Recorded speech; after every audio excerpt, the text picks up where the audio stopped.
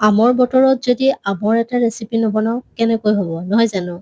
আজি আনিছোঁ আমৰ এটা বৰ ধুনীয়া ৰেচিপি যিটো নেকি একদম সহজতে আপুনি বনাই ল'ব পাৰিব। তেন্তে আহকচোন ৰেচিপিটোলৈ যাওঁ। হেল্ল' ভিউৱাৰ্ছ, আসসালামু আলাইকুম। মই চফিকা আৰু মোৰ নতুন এটি ভিডিঅ'লৈ আপোনালোক সকলোকে স্বাগতম জনাইছোঁ। এতিয়া ৰেচিপিটো বনাবৰ বাবে প্ৰথমে লাগিব ব্ৰেড, আৰু ইয়াতে আপুনি নতুন পুৰণা যিকোনো ব্ৰেড ল'ব পাৰিব। এয়া কালিৰে 4 পিচ ব্ৰেড বাচি গৈছিল, মই তাকে লৈ লৈছোঁ। আৰু প্ৰথমে ইয়াৰ কিনাৰকেইটা কাটি আঁতৰাই দিম। কিনাৰকেইটা দিলে ৰেচিপিটো দেখিবলৈ ভাল নালাগে।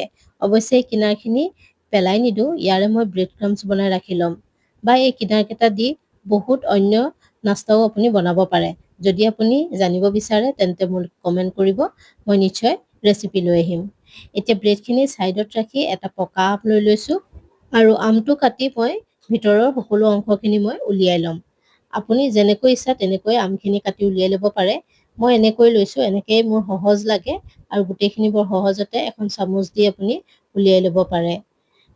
এতিয়া আমৰ ছিজনত আম খুবেই খাব লাগে, কাৰণ এইবিলাক ছিজনেল বস্তু বহুত কম সময়ৰ বাবে আহে।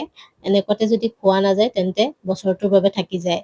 মই আমৰ যিকোনো ৰেচিপি খাই খুবেই ভাল পাওঁ, আৰু আপোনালোকেও যদি আম খাই ভাল পায় বা আমৰ যিকোনো ৰেচিপি চাব বিচাৰে তেন্তে মোক কমেণ্ট কৰিলেই হ'ল। মই আপোনালোকৰ বাবে সেই ৰেচিপিটো আনিবলৈ নিশ্চয় চেষ্টা কৰিম। এয়া চাওক, গোটেই আমখিনি মই এনেকৈ উলিয়াই লৈছোঁ।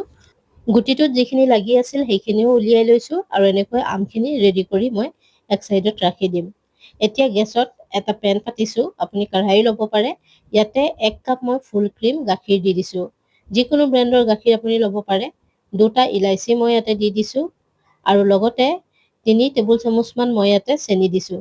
যিহেতু আমটো খুবেই মিঠা সেইকাৰণে চেনি এনেকৈ দিছোঁ। আপুনি আপোনাৰ পচন্দ অনুযায়ী চেনি কম বেছি কৰি দিব পাৰিব। এতিয়া এবাৰ মিক্স কৰি দিলোঁ, আৰু লগতে 1 পেকেট গাখীৰ মই ইয়াতে দি দিছোঁ। 10 টকীয়া গাখীৰৰ পেকেট এটা যথেষ্ট এইটো বনাবৰ বাবে। আৰু ইয়াৰ লগতে মই এইখিনি খুব ভালকৈ এতিয়া লৰাই যাম, মিক্স কৰি থাকিম মিডিয়াম ফ্লেমত, আৰু কিনাৰত লাগি থকা মলাইখিনি এনেকৈ অঁতৰাই অঁতৰাই মাজত দি যাম।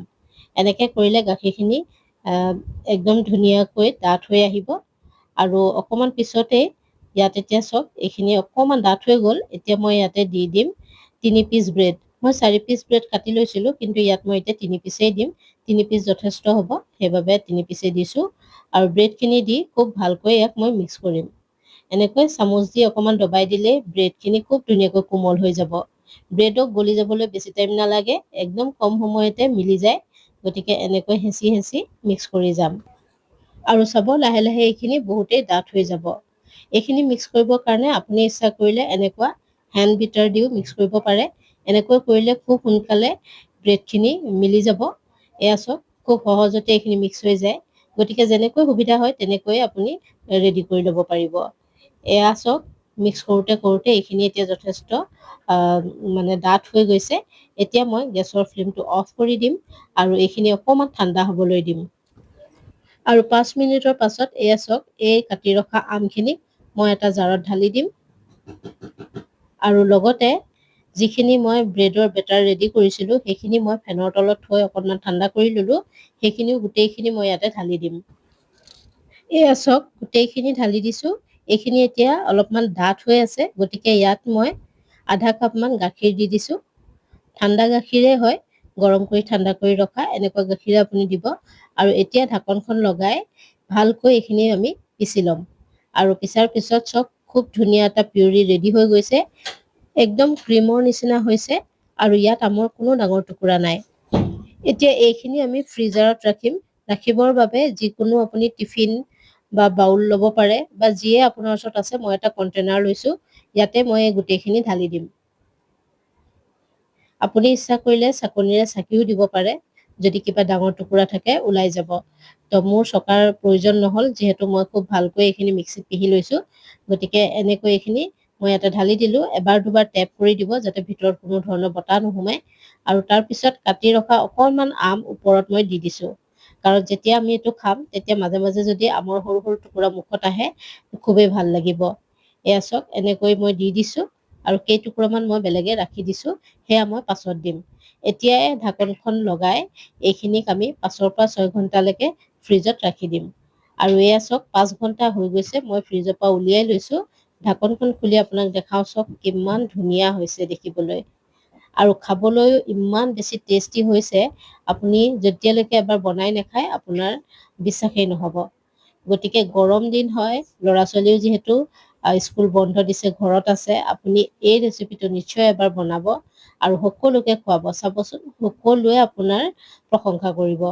এতিয়া এইখিনিক মই এখন কটাৰী দি কিনাৰকেইটা অকণমান ঢিলা কৰি উলটিয়াই দিছোঁ। যিহেতু বহুত গৰম পৰিছে আজি, গতিকে খুব সোনকালে এইখিনি গলিবলৈ ধৰিছে। এয়া চাওক মই উলিয়াই ল'লোঁ। এতিয়া কাটি ৰখা আমকেইটা মই এনেকৈ সজাই দিছোঁ। আপুনি এনেকৈ যেতিয়া ডিমল কৰিব, তলত অকণমান আইচ ৰাখি দিব বেলেগ এটা প্লেটত। তেতিয়া কি হ'ব, এইখিনি জল্দি গলি নাযায়। মই আইচ ৰখা নাই, সেইবাবে মই জল্দি জল্দি কৰাৰ চেষ্টা কৰিছোঁ। আৰু আপোনালোকে জানেই, যিটো কাম আমি নৰ্মেলি 5 মিনিটত কৰোঁ, সেইটো যদি আপুনি শ্বুট কৰিবলৈ যায় আপোনাক তাত 20 মিনিট সময় লাগে।